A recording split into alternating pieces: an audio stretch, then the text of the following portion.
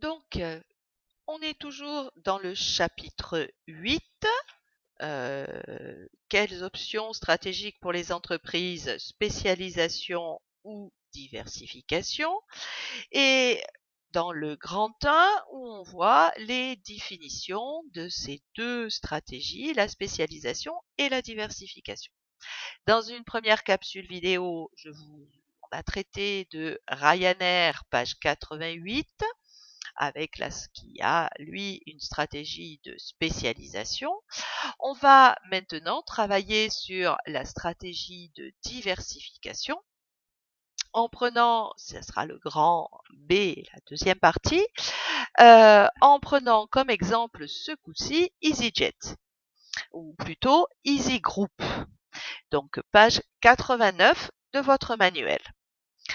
Donc on avait un premier document, un tout petit document, qui nous parle des activités d'Easy Group, avec deux questions dessus. Question 5, on vous demandait de recenser les différents secteurs d'activité dans lesquels Easy Group s'est développé. Donc, recenser, je vous dis, c'est juste relever ce que vous lisez. Hein, on fait un recensement quand on prend les choses une par une et on les note. La deuxième question est un petit peu plus, comment dire, complexe, puisque on vous demande d'aller chercher. Là, c'est pas écrit dans le document. Il faut se poser des questions. Identifier les compétences sur lesquelles Easy Group s'appuie et celles qu'elle a dû acquérir pour diversifier ses activités. Donc, ce petit document, ce document 3, nous donne la liste des différentes activités d'Easy Group. Et on vous demandait, question 5, de recenser les différents secteurs d'activité. Et là, je vous renvoie au début du chapitre. En fait, on vous demande de voir quels sont les grands domaines d'activité stratégiques de Easy Group. Puisque ici, on a différents métiers. Alors, si je recense EasyJet, il s'agit d'une compagnie aérienne. Donc, on est toujours dans la même activité. Donc, Easy Group est spécialisé et a une activité dans le transport aérien, mais également dans l'hôtellerie avec Easy Hotel. Apparemment EasyCar, j'ose supposer qu'il s'agit de location automobile. Donc, on a EasyCar, c'est un autre domaine d'activité stratégique, la location automobile. Easy Food Store, donc là il y a food, ça doit être des petits restaurants ou des commerces alimentaires. Easy Gym, on est dans le domaine de la forme, gymnastique. Easy Property, ce sont des locations immobilières. Easy Coffee, ce sont des petits cafés, au genre bar, comme dirait chez nous. Easy Mobile, ils font aussi de la téléphonie mobile. Et enfin, ils font dog walker. Je sais même pas ce que c'est. Mais enfin bref, on peut voir ici que l'on a 1, 2, 3, 4, 5, 6, 7, 8, 9 sous-groupes, sous-activités dans Easy Group. Donc, plusieurs domaines d'activité stratégique. On vous demande, deuxième question, d'identifier les compétences sur lesquelles Easy Group s'appuie et celles qu'elle a dû acquérir pour diversifier ses activités. Alors, Easy Group, au départ, c'est EasyJet. C'est une compagnie aérienne. Sur quelles compétences est-ce qu'on s'appuie? Dans l'ensemble, ce sont tous des activités spécialisées dans le low cost, dans le bas coût ou bas prix, comme vous voulez. Donc tous ces toutes ces activités sont centrées sur cette capacité à faire pas cher. Par contre, si on peut voir aussi une deuxième compétence globale autour du tourisme. Quand on voit qu'au transport aérien, ça va avec l'hôtel, ça va avec la location de voitures, éventuellement avec les locations immobilières. Donc là, on est basé quand même sur une capacité à vendre du loisir de tourisme. Par contre, quel lien avec la gym, la téléphonie mobile? Là, on n'y est pas. Là, il n'y a pas vraiment, on n'est pas lié au tourisme. Donc toutes ces activités s'appuient sur la compétence de fournir des biens et des services à bas prix. Par contre, chaque nouvelle activité demande quand même d'apprendre. Transporter des passagers dans un avion, ce n'est pas du tout le même métier que de louer un appartement. Notamment au niveau réglementation, par exemple, hein, droit. En location immobilière, il y a beaucoup de compétences juridiques à avoir concernant l'immobilier, alors que sur le transport aérien, ce sont des compétences juridiques complètement différentes concernant les règles du transport aérien.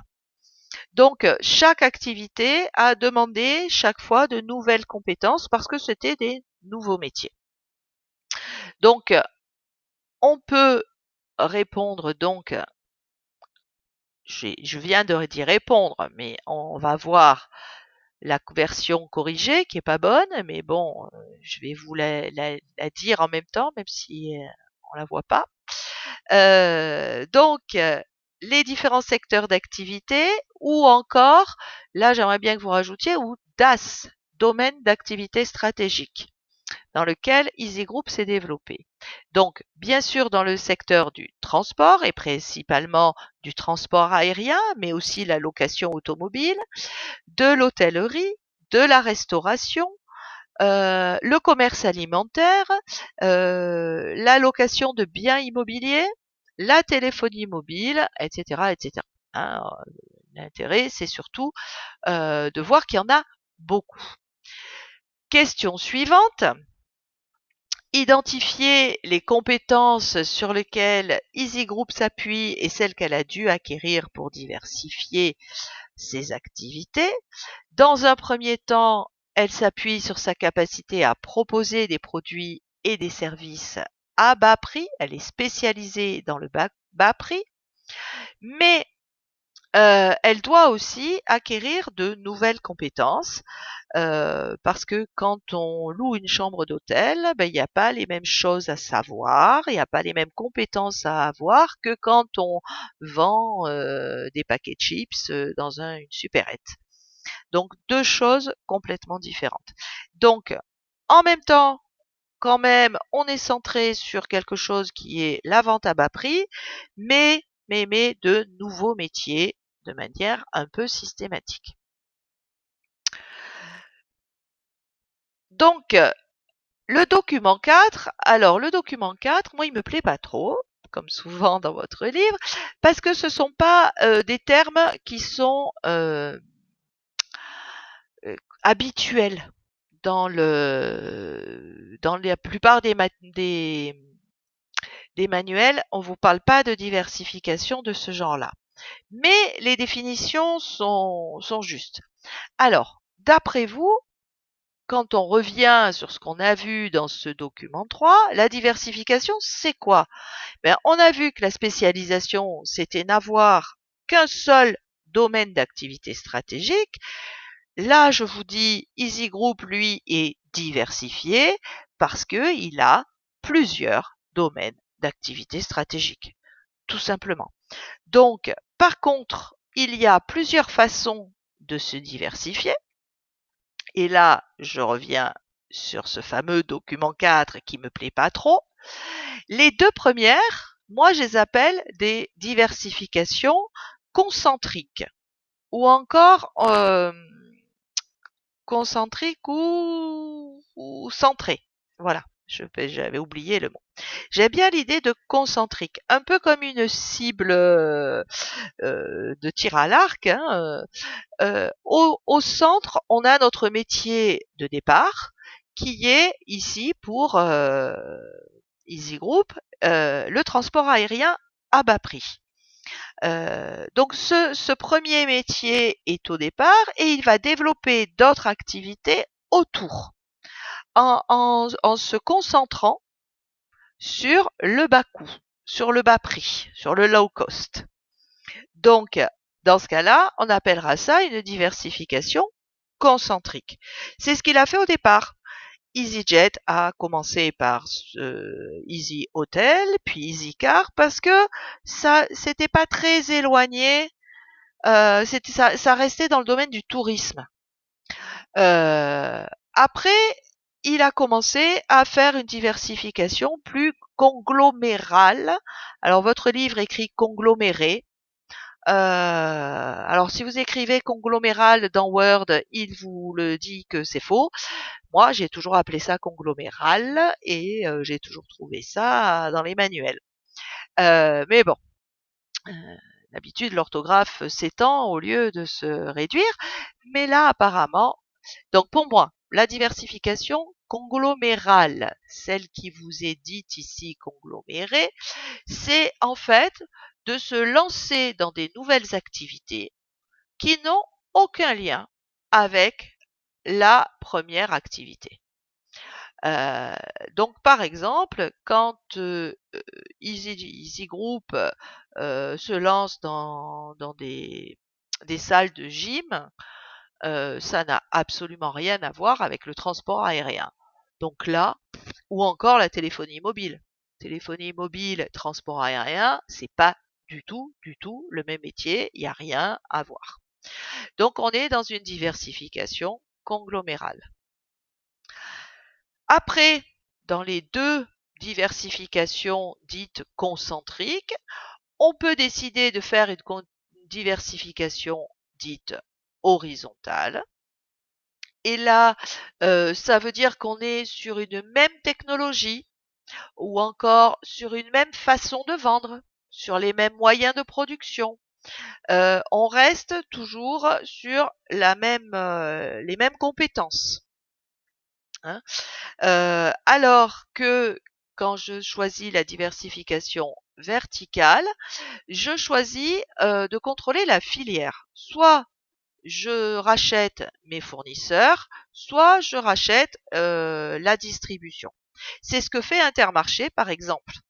Intermarché a choisi la diversification verticale puisque, et ils basent leur pub là-dessus, au départ c'est un supermarché, ils ont décidé de racheter ou de contrôler, d'être leurs propres fournisseurs, en fabriquant leurs gâteaux, en créant leur propre compagnie de pêcheurs en mer, pour avoir leurs propres poissons. Donc ça permet de maîtriser l'approvisionnement, on est toujours sûr d'avoir les produits, et ça permet de contrôler les coûts et la qualité également de ce que l'on achète. Donc, pour Easy Group, revenons à nos moutons, mais ça je vous le redonnerai dans le cours. Hein. Dans Easy Group, on vous dit, va ouvrir des hôtels en France. Et on vous demande pourquoi, quelles sont les raisons qui poussent Easy Group à ouvrir des hôtels. Première raison, moi il me semble assez évident, c'est que on a en France 83 millions de touristes étrangers annuels auxquels on a le tourisme domestique, les Français. Donc la France représente un marché hôtelier majeur parce que c'est un des pays où le tourisme est le plus développé, un des premiers pays au monde. Oui, il faut le savoir, cocorico, avec le tourisme. Donc, pour développer des hôtels, ça paraît intéressant, effectivement. En plus, On peut imaginer, ça c'est pas dit vraiment dans le document, mais que quand je vends un vol, ben, pourquoi pas proposer la chambre d'hôtel avec? C'est souvent, puisque je suis face à quelqu'un qui prend un billet d'avion pour aller à Paris, peut-être pour son travail, mais aussi peut-être pour aller visiter cette ville, ben, pourquoi ne pas proposer en même temps, puisqu'il est en train de prendre son billet d'avion, un logement, une chambre d'hôtel. Donc on est là sur quelque chose de concentrique sur le tourisme.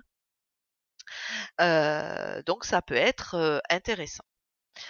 Enfin, question suivante, on vous demande de déterminer la diversification choisie par Easy Group. Donc, comme je vous le disais, là, on peut nuancer la réponse pour la question 8. Pour moi, pas que pour moi, Easy Group, dans un premier temps, a réalisé une diversification centrée sur le tourisme low cost. Donc, vol, hôtel, location de voiture. Donc, on a commencé par une diversification concentrique low cost. Horizontale, d'ailleurs, hein, puisqu'on fait diverses activités autour de cette notion. On sait que on peut capter un touriste, il demande un vol d'avion, je peux lui proposer aussi la chambre d'hôtel et la location de voiture qui va avec.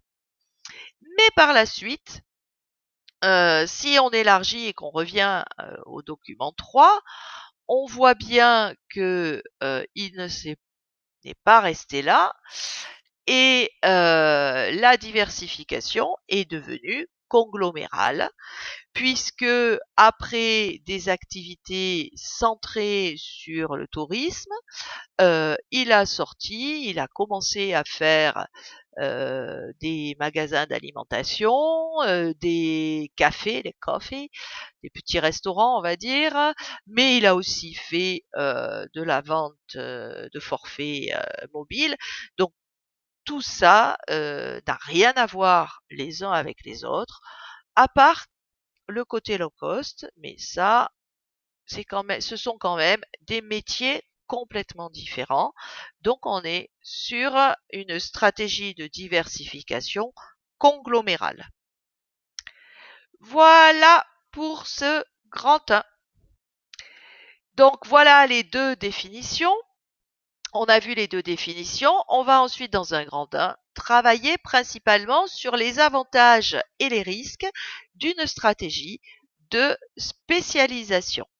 Mais ça sera dans une autre vidéo.